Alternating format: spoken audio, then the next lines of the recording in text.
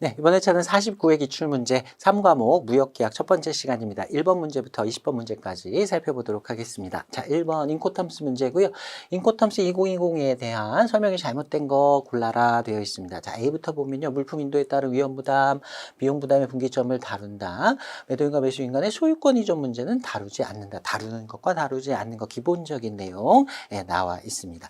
자, A는 다 맞고요. 이 B 보면요. 선박을 사용하는 해상운송 전용 조건과 선박 사용이 배제된 운송 방식 불문 조건 두 가지 범주로 구분되어 있다. 전체적으로는 맞는 말인데요. 운송 방식 불문 조건, 운송 방식에 관계 없는 방식에서도 선박 사용을 못 한다라는 건 아니었어요. 선박 사용도 당연히 선박을 포함해서 어떤 운송 방식도 다 사용할 수 있다라고 되어 있었습니다.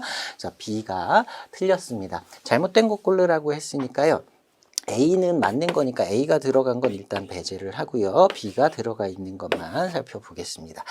자, 그 다음에 C 보면요. 인코텀스 2020 국제거래뿐만 아니라 국내 거래에도 적용된다라는 걸 부칙, 그 보조 제목에서도 설명을 하고 있다. 인코텀스 2010부터 명시적으로 허용하고 있다라고 했어요.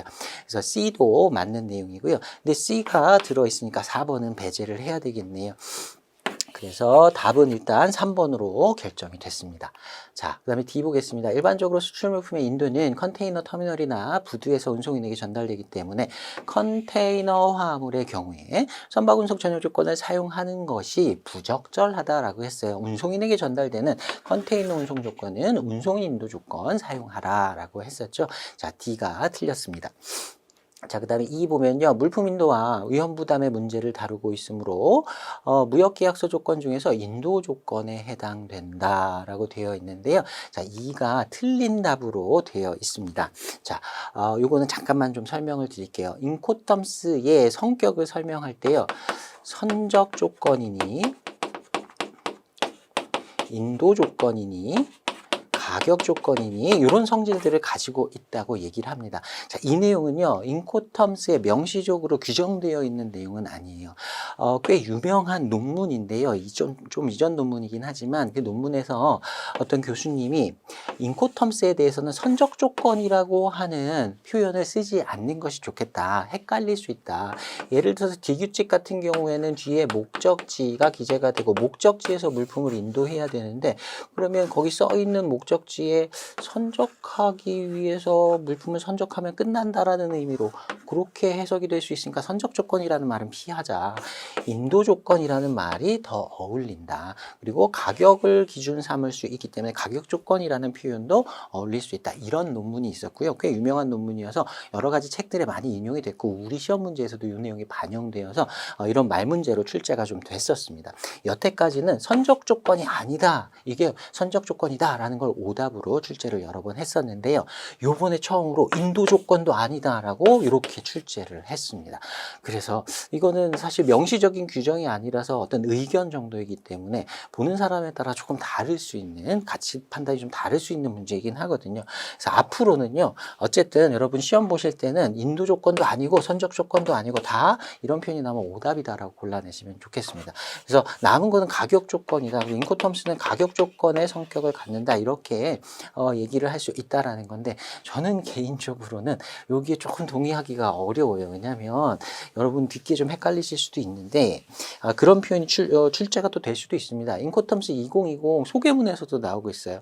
인코텀스를 사람들이 오용하는 이유, 잘못 사용하는 이유 중에 하나가 단순한 가격 조건으로만 인식하고 있기 때문이다. 인코텀스는 순전히 가격을 위해서 가격 조건으로 사용하기 위해서 만들어진 조건은 아니다라고 얘기를 하고 있거든요.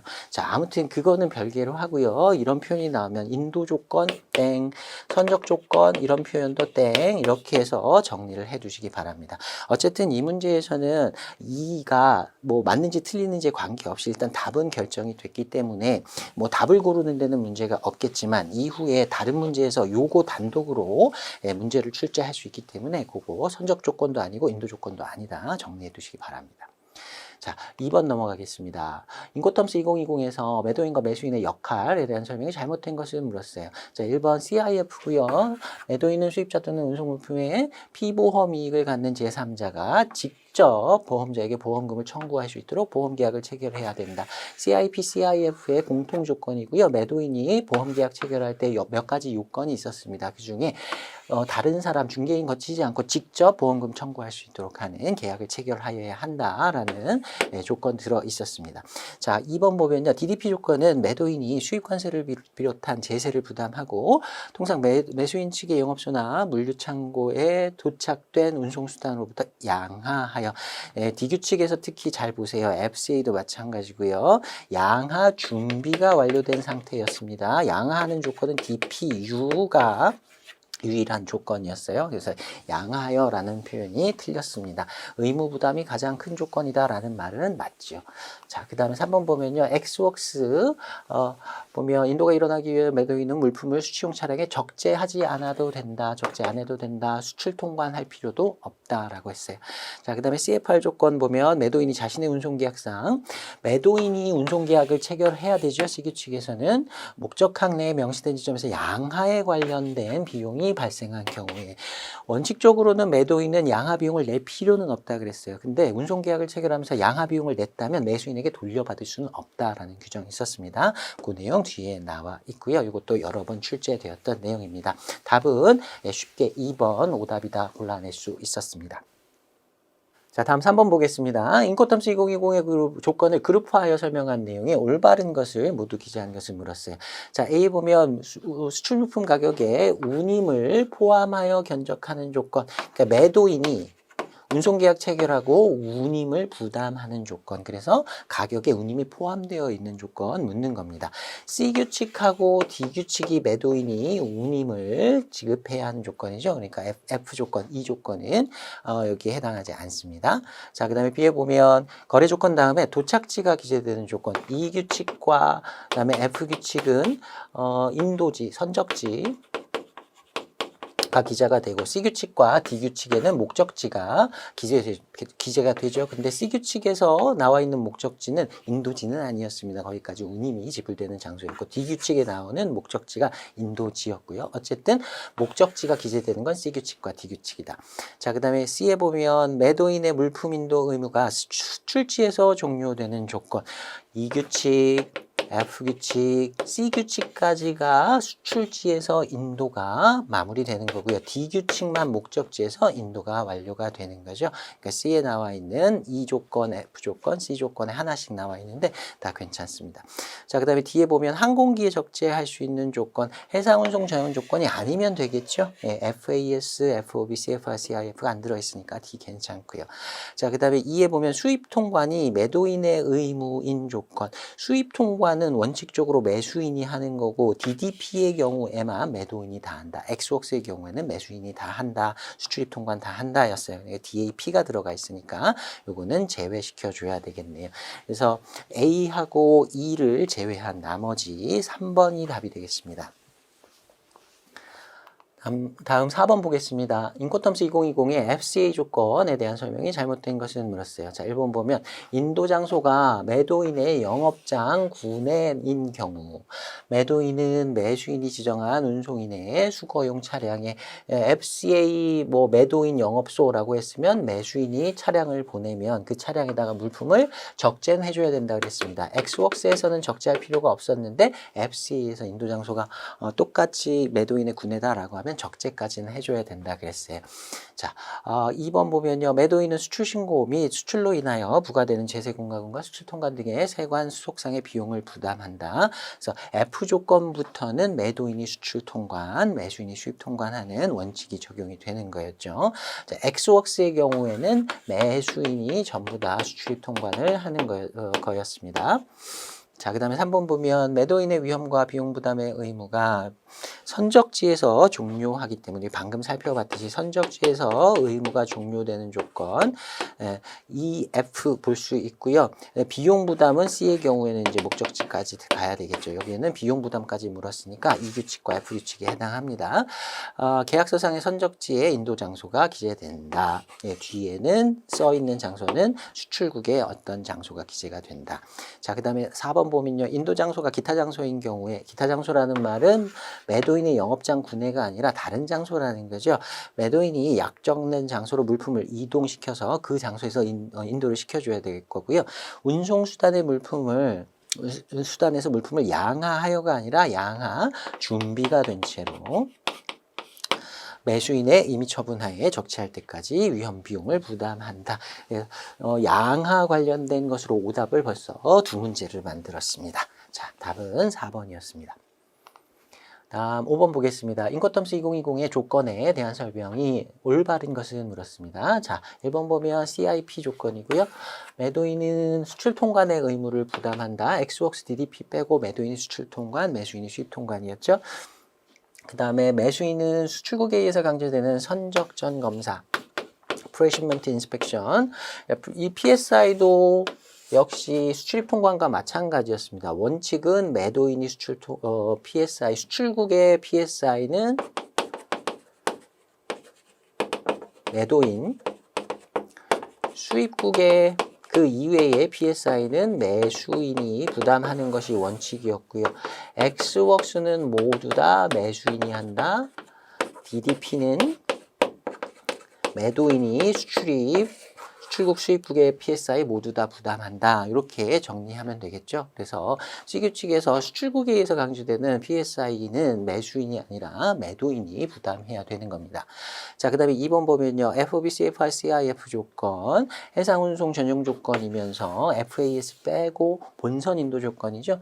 매도인은 본선의 물품을 적재해서 인도하여야 한다. 맞고요. 이미 선적된 물품을 구매하여 공급하는 것은 허용되지 않는다. procure라는 단어 기억나실 겁니다. 조달하여 인도할 수 있다. 그것도 역시 허용을 하고 있었습니다. 자, 그 다음 3번 보면 DDP 조건에서 수입국 통관 시 발생하는 관세는 매도인의 부담이다. 부가가치세는 매수인이 부담한다. 관세뿐만 아니라 수입 시 납부해야 하는 모든 조세를 DDP 조건에서 매도인이 부담하도록 되어 있죠. 그래서 매수인이 부담한다. 틀렸습니다. 자, 4번이 답이겠네요. FAS 조건은 일반 화물의 수출입보다는 본선에 적재하는 데 비용이 많이 드는 이런 물품, 벌크 화물의 거래에 주로 사용이 된다라고 돼 있는데요. 사실은 이건 이런 의미로 이해하셔야 됩니다.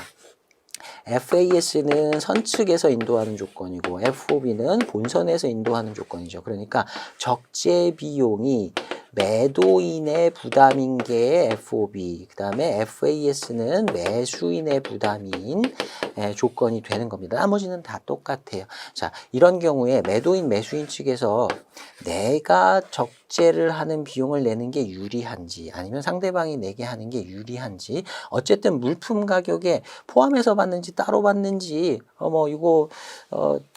포함해서 받을지 아니면 상대방이 그냥 내게 할지 그 차이만 있어요. 물품 가격이 달라지는 건 아닙니다. 실제로는 누가 계약을 체결했을 때 더 낮은 가격으로 할 수 있을지 유불리에 따라서 골라서 쓸 수 있도록 만들어진 것이기 때문에 사실 FAS 조건만 그런 게 아니라 FOB 조건도 FAS, FOB 둘 다 이런 화물의 경우에는 선택해서 사용할 수 있도록 만들어준 조건이다 라고 이해를 하는 것이 정확한 이해가 되긴 합니다. 근데 이 표현도 뭐 그렇게 틀렸다고는 볼 수 없고요. 나머지가 1, 2, 3번이 확실히 틀린 내용들이 들어있기 때문에 여기서는 답은 4번으로 보고 가겠습니다.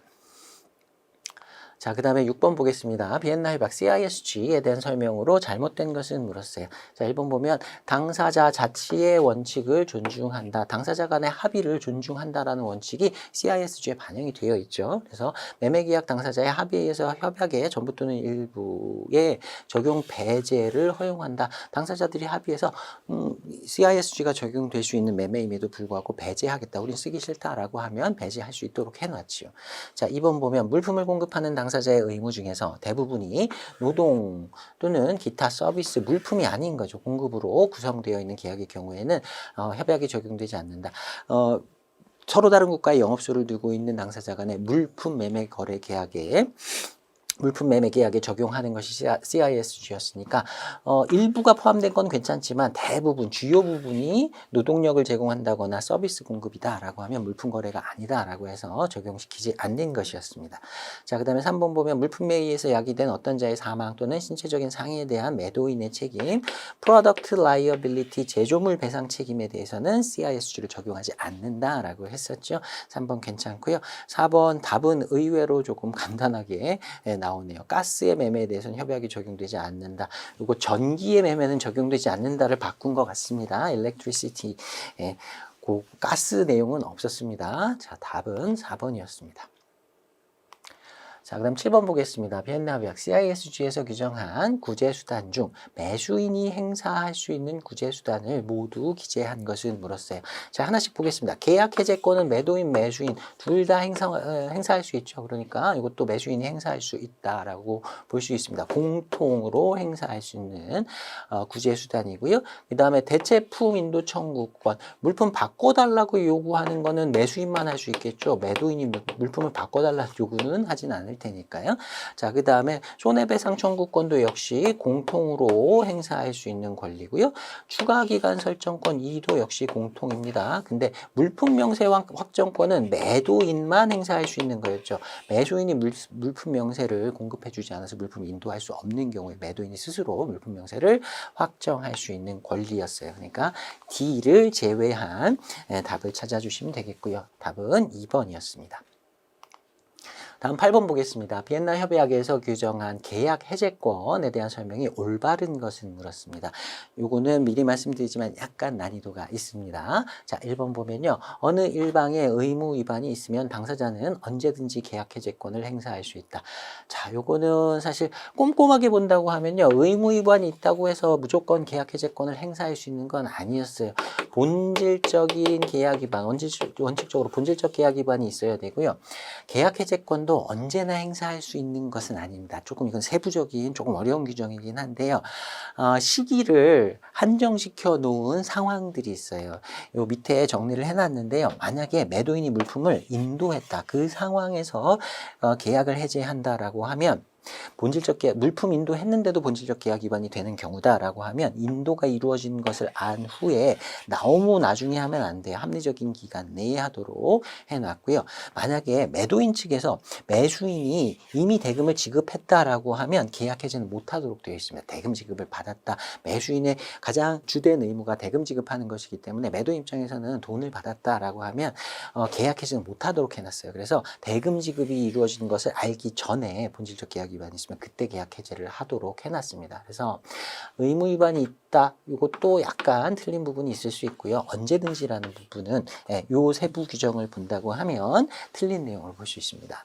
자, 그 다음에 2번 보겠습니다. 매수인이 물품을 수령한 상태와 실질적으로 동등한 물품을 반환하는 것이 불가능한 경우라도 매도인이 본질적 계약 위반을 한 경우에는 계약 해지를 선언할 수 있다. 자, 원칙적으로는요. 매수인의 경우에는 물품을 반환할 수 있어야만 행사할 수 있는 권리가 두 가지가 있습니다. 본질적 계약 위반하고도 같이 겹치는데요. 대체품 인도 청구권, 대체품 인도 청구권, 물품 바꿔달라고 하는 거니까 내가 받은 물건을 반환할 수 있어야 됩니다. 그래야 바꿔달라고 요구할 수 있고요. 그 다음에 계약을 해제할 때도 원상태로 되돌리는 것이기 때문에 받았던 물건을 되돌려 줄 수 있어야 합니다. 단 예외는 있어요. 예외 규정은 있습니다. 이게 매수인의 자기의 잘못이 없는 경우, 실질적으로 매도인이 어쩔 수 없는 경우에 그 물품의 금액 전체를 돈으로 준다고 하면 계약은 해지할 수 있다는 예외는 있는데요. 여기서는 이제 원칙을 가지고 문제를 만드신 것 같아요. 원칙으로 볼 것인지 예외까지 볼 것인지 조금 판단하기가 어려워서 이 문제가 좀 난이도가 있습니다. 자, 그 다음에 3번 보겠습니다. 법률상 일정 요건이 충족되면, 즉 계약 해지의 요건을 갖춘 경우에는 별도의 의사표시 없이 자동적으로 계약 해지가 된다. 이 부분은 확실히 틀렸어요. 자동으로 계약이 해지되지는 않고요. 상대방의 계약 해지의 의사를 통지하여야 할 것을 요건으로 하고 있습니다. 자, 그래서 틀렸고요. 자, 4번 보면 매도인의 인도 불이행의 경우에는 매도인이 매수인에 의해서 지정된 추가 기간 내에 물품을 인도하지 않는다거나 추가 기간을 줬는데 그 기간 내에도 물품을 인도하지 않는다거나 또는 나 기다리지 마세요. 인도 못합니다. 인도하지 아니하겠다는 것을 표명한 경우 계약을 매수인이 해지할 수 있다. 매도인의 경우에는요. 매도인이 설정한 추가 이행 기간 중에 대금을 지급하지 않는다거나 또는 인도를 수령하지 않는 경우 또는 그렇게 하지 않겠다고 밝힌 경우에 또 매도인은 계약을 해지할 수 있다. 세부 규정 들어 있습니다. 자, 그래서 답은 4번이 되고요. 말씀드린 대로 조금 세부 규정까지 그리고 예외와 원칙 그 사이에서 어떤 걸 기준으로 해야 될지 조금 까다로운 문제로 보시면 되겠습니다. 자, 그 다음 9번 보겠습니다. 무역계약의 법률적 성격과 내용에 대한 설명이 올바른 것을 모두 기재한 것을 물었어요. 자, A부터 보면 무역계약은 낙성계약이면서 유상계약의 성격에 따라 둘 다 무역계약의 성질이죠. 자, 계약 성립 당시에 목적 물품이 존재하여야 한다는 성격 이런 건 없었어요. 계약을 할 당시에 물품이 아직 만들어지지 않은 상태에서도 계약은 이루어지고 오히려 그런 계약이 훨씬 더 많다. 그래서 무역계약의 대부분의 물품은 불특정 선물, 아직 만들어지지 않은 특정되지 않은 물품을 대상으로 한다. 계약 당시에 물품이 없어도 계약은 체결할 수 있다. 그거하고 낙성 유상 계약하고는 사실 크게 관련은 뭐 이렇게 연결시킨다고 하면 어느 정도 관련은 있지만 직접적인 관련은 없어 보입니다. 어쨌든 이 뒤에 문장은 전혀 맞지 않는 문장이고요. 이것도 여러 번 출제가 되었던 표현입니다. 자, 그 다음에 B에 보면요. 무역계약은 요식계약의 성격에 따라 벌써 틀렸죠. 요식계약이 아니라 불요식계약이라고 해야 되죠. 어떤 계약을 체결하는 뭐 과정이라든가 어떤 형식이라든가 이런 것들은 정해진 것이 없었습니다. 전화, 문서 등의 방식에 의해서만 계약을 성립시킬 수 있다. 뭐 구두로 하든 문서로 하든 어떤 방법으로도 다 할 수 있다. 불요식계약, 낙성계약의 성질과 또 비슷한 측면이 있죠. 자, 그 다음에 C에 보시면 무역계약은 계약의 성립으로 인해 계약 당사자가 서로 상대방에 대해서 대가적 관계에 있는 채무를 부담하는 쌍무계약의 성격을 가지고 있다. 쌍무계약이라고 하는 것은 키워드가 이런 것들이 나오는 거죠. 서로 상대방에게 무언가 의무 이행을 해야 한다. 자, 그거 키워드 가지고 찾아내시면 될 거고요.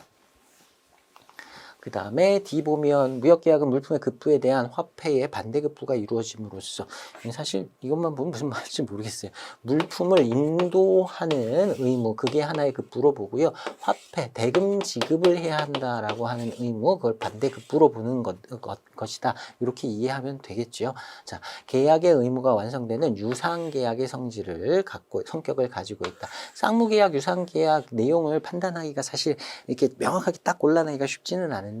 유상계약이라고 하는 건 서로 대가가 있는 무언가를 주고받는다라는 측면에서 접근하시면 되고 쌍무계약은 봤던 대로 서로 한 당사자만이 아니라 서로가 상대방에게 의무를 이행한다.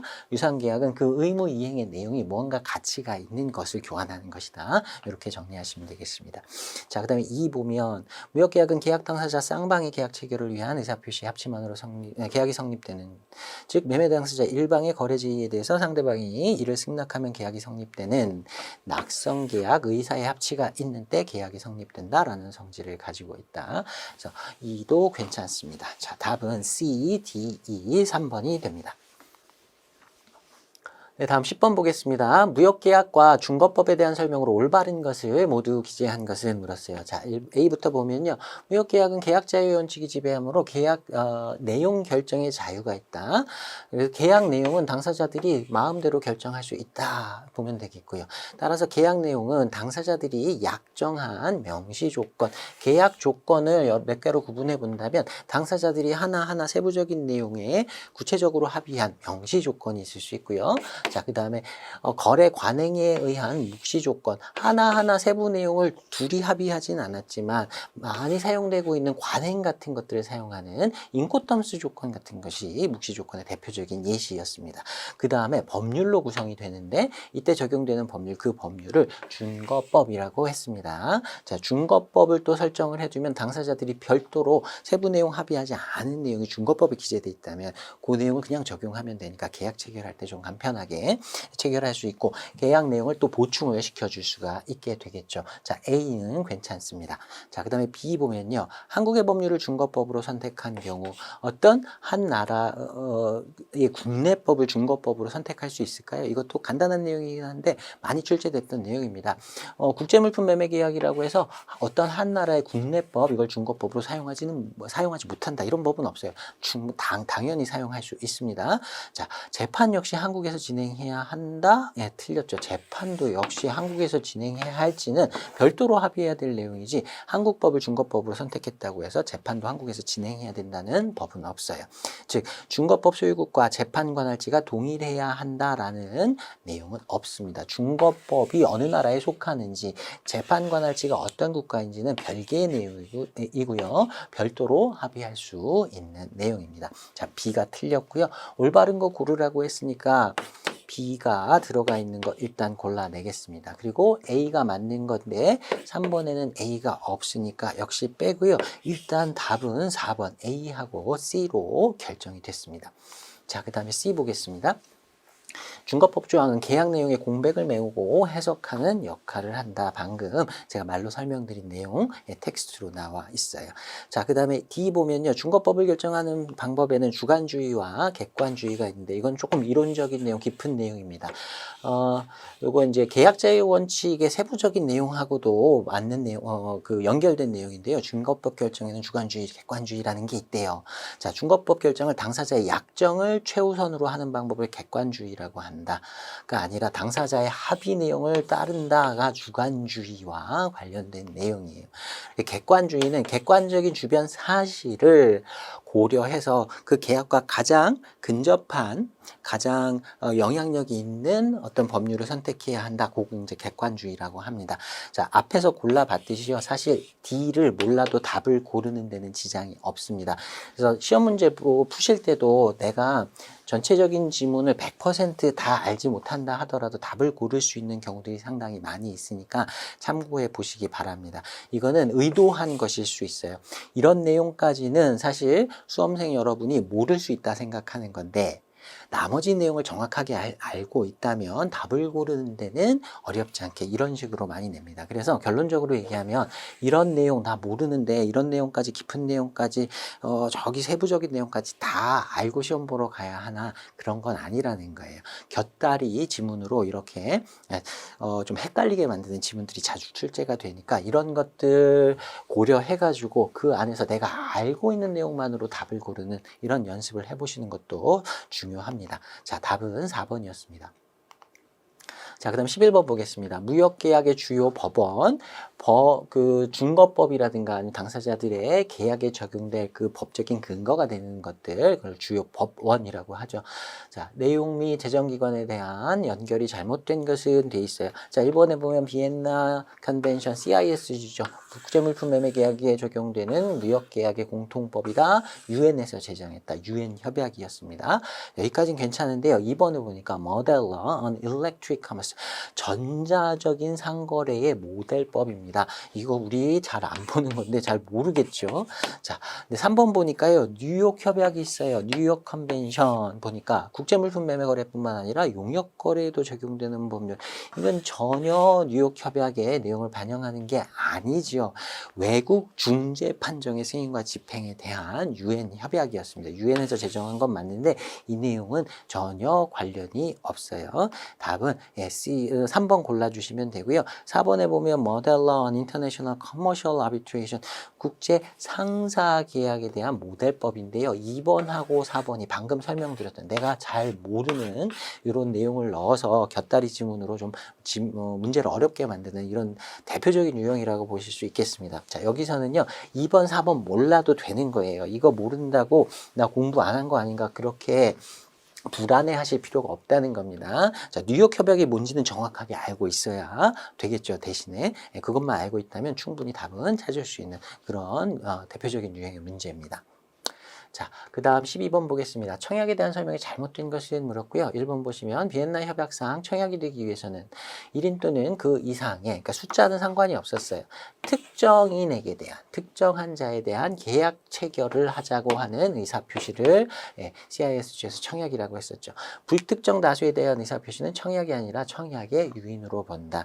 특정인에게 보완되어진 제한이 아닌 제한은 단순한 청약의 유인으로 본다 라고 했었습니다. 자, CISG에서 봤던 규정이고요. 2번 보면 청약이 취소 불능이면 거절의 의사 표시가 청약자에게 도달한 경우라도 그 효력을 상실하지 않는다. 취소 불능이든 취소 가능이든 관계없었고요. 거절하면 효력이 없어졌습니다. 거절하면 청약은 소멸한다라고 했어요. 상실하지 않는다라고 했으니까 틀렸고요. 3번 보면 청약은 내용이 충분히 확정적이어야 한다. 충분히 구체적이어야 한다. 자, 어떤 의사표시가 목적물을 나타내고 있고 물품을 표시하고 있고 명시적 또는 묵시적으로 그 수량과 가격을 정하거나 정하는 조항이 있는 경우에 충분히 확정적이다. 물품을 표시하고 수량, 가격 요거는 기본적으로 들어가야 된다 그랬어요. 자, 그 다음에 4번 보면 비엔나 협약상 청약은 피청약자에게 도달한 때 그 효력이 발생하는 도달주의를 취한다라고 했습니다. 청약이나 승낙이나 다 도달주의 기준으로 잡고 있었습니다. 자, 답은 2번이었고요. 다음 13번 보겠습니다. 승낙에 대한 설명이 올바른 것은 물었습니다. 자, 1번 보면 비엔나 협약에 의하면 승낙의 효력 발생 시기는 청약과 마찬가지로 발신주의가 아니라 방금 했죠. 도달주의입니다. 자, 2번 보면 승낙은 청약에 대해 명백하게 동의를 표시하는 진술을 하여야 하며 행위에서는 효력이 발생하지 않는다. 행위에 의해서도 가능하다 그랬습니다. 이걸 의사실현에 의한 계약의 성립 이런 표현도 많이 썼었고요. 우리 시험에도 이런 의사실현에 의한 계약의 성립 표현 출제가 많이 됐었습니다. 자, 3번 보면 청약의 내용에 조건을 붙이거나 청약의 내용을 일부 변경하는 의사표시로 표시도 승낙으로 볼 수 있다. CISG에 예외가 나와 있긴 했었죠. 실질적 변경인지 아닌지를 따지는 내용이 있긴 했는데 이거는 원칙으로 보고 문제를 푸시면 됩니다. 요거는 여러 번 출제되었던 그 지문이니까 요거는 원칙상으로 틀렸다 이렇게 정리해 두시면 됩니다. 자, 그 다음에 4번 보시면 비엔나 협약상 승낙은 철회가 가능하다. 이때 승낙의 효력이 소멸한다. 철회를 하게 되면 승낙이 도달하기 전에 또는 승낙과 동시에 의사표시를 거두어 드릴 수 있다. 철회할 수 있다. 철회하면 효력이 없다. 청약도 마찬가지로 철회가 가능하고 효력이 없는 것으로 봤었습니다. 자, 그래서 맞는 거 찾으라 그랬으니까요. 답은 4번이었습니다. 그 다음 14번 보겠습니다. 청약과 승낙의 방식 중에서 무역계약의 성립으로 연결되지 않는 것은 물었습니다. 자, 말문제인데요. 1번 보시면 독일의 매도인이 발행한 청약에 대해 한국의 매수인이 유효기일 내에 물품 대금을 송금했대요. 자, 대금 송금을 했다. 이거는 행위에 의해서 동의의 의사 표시를 한 것이라고 볼 수 있겠습니다. 자, 그 다음에 2번 보면 한국의 매도인이 발행한 청약에 대해 일본의 매수인이 가급적이면 이게 중요한 표현이 되겠네요. 전에도 출제가 됐었습니다. 원산지가 한국산 제품으로 발송하여 줄 것을 요청하는 내용을 담은 승낙서를 송부하였다. 자, 원산지가 한국일 것을 조건으로 하느냐 조건은 아니라고 보는 겁니다. 이런 걸 의뢰부 승낙이다라는 표현을 쓰기도 하는데요. 아니어도 할 수 없는데 가능하다면 원산지를 한국산으로 해달라라는 겁니다. 그래서 이건 청약의 조건을 바꿨다고 보는 건 아니에요. 아니어도 할 수는 없는데 가능하면 해달라라는 의미입니다. 그래서 이거는 유효한 승낙으로 보는 겁니다. 전에도 출제가 됐었던 표현이에요. 자, 3번 보시면 프랑스의 매도인이 발행한 화환신용장을 요구하는 청약에 대해 한국의 매수인이 수입신용장 개설 사실을 통보하였다. 이것도 마찬가지로 행위를 한 거죠. 대금 지급을 하기 위해서 신용장을 개설했다. 뭐 대금 송금했다. 송금 방식에 대해서 대금 송금했다. 신용장 방식에 대해서 신용장을 개설했다. 다 매수인의 행위에 의한 승낙이라고 볼 수 있습니다. 자, 4번 보면요. 영국의 매수인이 발행한 청약에 대하여 한국의 매도인이 수출물품의 환적을 허용하는 것을 추가하여 매매계약서 초안을 송부하였다. 그러니까 원래는 환적 내용이 없었는데 승낙의 뜻을 담은 매매계약서 작성을 해가지고 보냈다. 근데 원래 청약하고 다르기 때문에 이거는 승낙으로 볼 수 없다 취지로 보시고 답을 4번으로 골라주시면 되겠습니다. 물론 뭐 CISG 규정을 들어서 환적이 뭐 주요 조건이냐 아니냐 이걸 따져볼 수는 있겠지만 일단 1, 2, 3번이 다 맞는 내용이고요. 원칙적으로 봤을 때 원래 청약이 없었던 내용을 담아가지고 뭐 의사표시를 했기 때문에 이건 승낙으로 볼 수 없다. 이렇게 보시면 되겠습니다. 원칙으로 이 문제 풀어보시면 되겠습니다. 네, 다음 15번 보겠습니다. 무역계약의 품질 조건에 대한 설명으로 잘못된 것을 물었습니다. 1번 보시면 곡물의 품질 결정 시기와 관련하여 곡물의 품질 결정 시기 세 가지 있었죠. 기본적으로 선적 품질 조건이지만 해상 운송 중 발생한 해수, 습기 등에 의한 손해를 입은 경우 매도인이 책임지는 조건, 해수 뭐 이런 거 나오는 거 sea damage였습니다. SD 이렇게 줄여서 썼고요. 테일휠은 있는 그대로라는 뜻으로 이것도 역시 선적 품질 조건. 근데 sea 데미지는 원칙적으로 선적 품질 조건이지만 운송 중에 해수 피해 매도인이 책임지는 조건이었습니다. 그리고 라이텀 RT가 양육 품질 조건이었죠. 네, 곡물의 품질 결정 시기 관련한 세 가지였습니다. 자, 2번 보면요. 품질 조건을 약정하는 방법 중 선적 품질 조건으로 약정된 물품이 선적 시 품질과 일치할 것을 조건으로 결정하는 방법이다. 네, 선적 품질 조건에 대한 일반적인 설명이었고요. 테일휠 그다음에 표준품 매매 조건에서 FAQ라는 것도 선적 품질 조건이었죠. 그리고 C 데미지도 원칙적으로 선적 품질 조건으로 넣고요. 자, 그 다음에 3번 보면 당해 생산물을 관장하는 공인기관의 판정에 의해서 보통 수준의 품질의 것을 인도하기로 약정하는 조건 USQ, Usual Standard Quality였습니다. 보통 표준 품질 조건이라고 했었고요. FAQ는 평균 중등 품질 조건, 이게 한글로도 가끔 나와가지고 헷갈리는데 평중, 보통, 표준 품질 조건, USQ는 보표, 평중, 보표, 저는 이렇게 해서 외웠는데 둘 다 뭐 Fair Average Quality나 Usual Standard Quality나 영어 보고서 이렇게 한글로 번역을 하면 헷갈릴 수 있어가지고요. 그것도 혹시나 해서 정리 같이 해두시면 좋겠습니다. 자, 그 다음에 4번 보면 견본 매매를 하는 경우 매도인 입장에서는 quality to be similar to sample처럼 완곡한 표현을 사용해서 마켓 클레임을 예방하는 것이 필요하다. 그래서 아주 작은 꼬투리를 잡아서 클레임을 제기하는 것 이런 걸 피하기 위해서 매도인 입장에서는 정확하게 샘플과 일치하는 품질 이런 표현은 좀 피해야 하는 것이 좋다라고 했었죠. 자, 답은 1번이었습니다. 다음 16번 보겠습니다. 무역계약 조건에 대한 설명으로 올바른 것을 모두 기재한 것은 물었습니다. 자, A 보면요.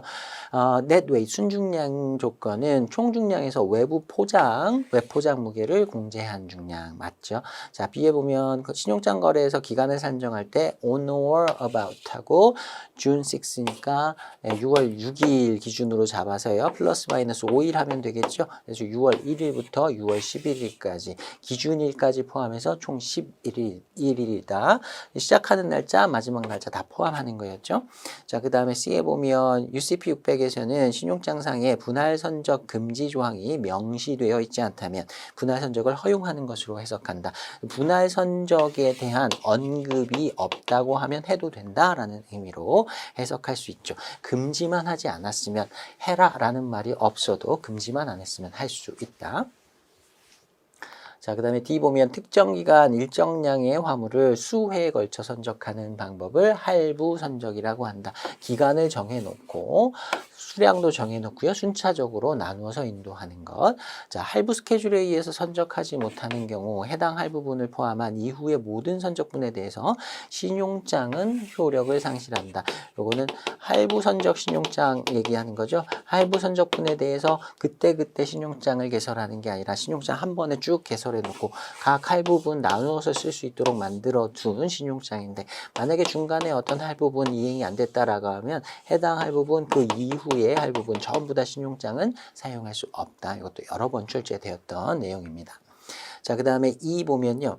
신용장 거래에서 ML 클로즈가 없는 경우에 more or less clause 과부족을 인정하지 않는다는 금지 조항이 없는 한 수량이나 금액의 플러스 마이너스의 과부족이 허용되는 것으로 본다.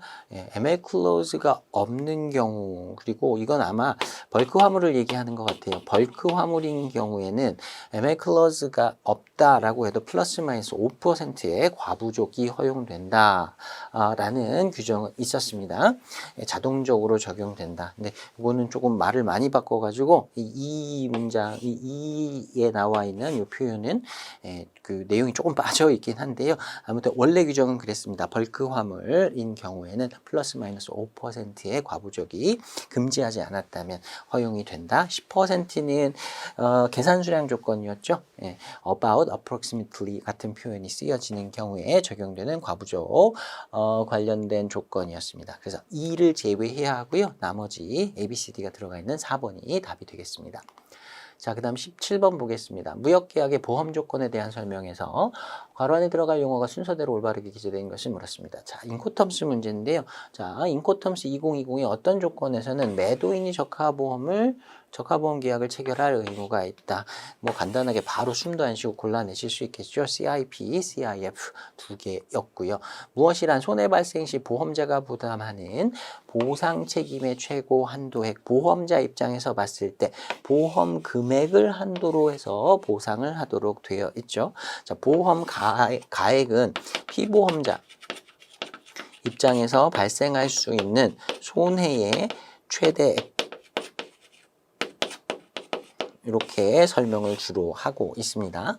자, 그 다음에 송장 금액의 110%로 부부한다. 100%는 아니니까요. 어쨌든 이 문제는 굉장히 쉽게 풀 수 있도록 만들어진 문제로 보시면 되겠습니다. 사실 이것도 정확하게 이해한다면 송장 금액의 110%로 부부한다라는 표현보다는 110%를 최소 부부 금액으로 부부한다. 이렇게 해야 되겠죠. 110%에 맞추라는 얘기는 아니니까 최소 금액이 그렇다라는 거였습니다. 자, 답은 2번이었고요. 다음 18번 보겠습니다. 무역계약의 수량 조건에 대한 설명으로 올바른 것을 모두 기재한 것을 물었어요. 자, A에 보면 일반적으로 인코텀스의 D 조건은 수입항에 양육하는 시점의 수량이 계약 조건과 일치해야 하며 운송 중 감량은 매도인이 책임지는 선적 수량 조건이 아니라 양육 수량 조건이라고 해야 되겠죠. D 규칙은 목적지에서 인도를 하는 거고 이 F, C 규칙은 수출지에서 인도를 하는 거니까 이제 품질 조건, 수량 조건의 기준점을 따진다면 EFC는 선적, D 조건은 양육 조건 이렇게 볼 수 있겠습니다. 자, 그 다음에 B 보면요. 중량과 관련하여 롱톤은 영국식 톤으로 1016kg에 해당한다. 이 킬로그램이 몇 킬로냐? 이것도 가끔 시험에 나오더라고요. 요 사이는. 그래서 롱톤의 경우는 1016kg, 메트릭 톤은 1000톤, 그 다음에 쇼톤은 907kg. 이렇게 톤도 이렇게 나눠지는 것들 숫자까지 좀 기억을 해 두시기 바랍니다. 자, 3번 C에 보면요. 큐빅미터 CBM, 그 다음에 큐빅풋은 중량을 표기하는 단위다. 무게를 따지는 게 아니라 부피나 용적을 표현하는 단위였습니다. 중량은 아니었어요. 자, 그 다음에 D 보면요. 유류나 광물 또는 곡물 등 살물, 우리가 보통 이제 산물이라고 많이 했었는데 살물이라는 표현도 많이 쓰죠. 자, 매매계약서에 과부족의 한도를 설정해서 운송 중 감량 발생에 대비하는 것이 바람직하다. 산물의 경우에는 정확한 수량을 인도하기 어렵기 때문에 과부족 용인조항, 과부족 한도 설정하는 것이 권고가 되고 있었습니다. 자, 그 다음에 이 보면 총중량 조건, 그로스 웨이트는 외포장, 내포장, 내부 충전물, 내용물까지 모두 합쳐 계량하는 조건이다. 아무튼 포장 무게까지 전부 다 최종 무게 다 재는 게 그로스 웨이트였고요. 2도 괜찮습니다. 자, 그래서 답은 3번의 B, D, E 3번이었습니다. 다음 19번 보겠습니다. 무역계약의 종류에 대한 설명으로 잘못된 것은 물었습니다. 자, 1번 보면요. 처음 거래하는 경우 또는 1회로 거래가 종결될 경우에는 개별계약을 체결한다. 개별계약, 포괄계약 설명들 교재에 나와 있는 거 다시 한번 정리해 두시고요. 자주 출제되는 건데 좀 간단하게 주로 출제가 됩니다. 자, 2번 보면 매도인과 매수인 간에 장기간 거래하거나 동일한 상품을 지속해서 거래할 때는 포괄계약을 체결해 두는 것이 좋겠다. 자, 3번 보면 포괄계약은 무역계약의 준칙으로서 일반 거래 조건 협정서를 제목으로 주로 많이 사용한다 그랬고요. 실제 주문 발생 시마다 개별 계약을 체결한다라고 되어 있는데요. 이거는 답을 3번으로 했습니다. 포괄 계약하고 그 다음에 개별 거래 시마다 계약 조건, 세부적인 조건은 합의를 해야 되는데 뭐 청약을 따로 한다거나 아니면 구매 주문서, purchase order 같은 것을 한다. 근데 이것도 사실 합의를 하는 거니까 그것도 개별 계약이라고 표현을 할 수는 있겠는데 요거는 오답이라고 확실하게 이렇게 답을 정해가지고 문제를 이걸 출제를 했기 때문에 앞으로도 이런 식의 문제가 나오면 개별 계약을 포괄 계약을 체결해 놓고 그 다음에 개별 계약을 체결한다라는 표현이 나오면 틀린 것으로 보시고요. 별도의 수량이라든가 가격 같은 것들을 청약한다 또는 구매 주문서 같은 것들을 발송한다 이런 식으로 답을 찾아주시기 바랍니다. 자, 그 다음에 4번 보면요. 특정 물품의 수출자는 수입국에 지정 수입자 외에는 동일한 물품을 공급하지 않는다. 또한 수입자는 수출국에 다른 수출자의 물품을 취급하지 않는다. 그러니까 둘만 거래한다는 거죠. 그런 조건으로 이루어지는 계약을 독점 계약의 설명이었습니다. 자, 답은 3번이었고요. 개별 계약 부분이 틀렸습니다. 다음 20번 보겠습니다. 국제물품 매매 계약의 조항 중 다음 조항의 괄호에 들어갈 적절한 용어는 물었습니다. 자, 보면요. If issuing the letter of credit, 만약에 신용장의 개설이 should be delayed, 지연된다면 due to the cause for which the buyer is liable, 매수인이 책임이 있는 어떤 사유에 의해서 그것 때문에 신용장의 개설이 지연된다면 the buyer shall pay the seller, 매수인이 매도인에게 지급하여야 하는데 an amount equivalent to 3/10 of 1%. 1%의 3/10니까 10분의 3이죠. 이게 0.3%에 상당하는 금액을 매수인이 매도인에게 지불한다. Of the amount of relevant letter of credit for each full week. 하나의 일주일이 지연될 때마다 그에 상응하는 금액 0.3%, 그 신용장 금액의 0.3%를 지급한다. as blank, 무엇으로서 지급한다. 보니까 누군가가 계약 위반을 하면 금액을 정해뒀어요. 정해둔 금액을 지급하기로 한다라는 규정. 4번에 나와 있는 liquidated damage, 약정 손해배상금에 대한 설명이었죠. 보통 이전에 출제될 때는요, 매도인이 선적을 지연시킨 경우 그에 대해서 지연된 물품의 몇 %의 금액을 약정손해배상금으로 지급한다. 이런 표현의 지문이 굉장히 많이 나왔었거든요. 근데 이건 이제 매수인으로 바꿔서 신용장 개설하지 않아서 뭐 지연이 됐다라고 하면 그에 대한 정해진 금액을 지급한다. 아무튼 키워드는 중간에 어떤 금액을 정해두고요. 계약 위반하면 그 금액을 지급하기로 한다. 요거 약정손해배상금과 관련된 조항으로 보시면 되겠습니다. 자, 여기까지 해서 이번에 저 마무리하겠습니다. 수고 많으셨습니다.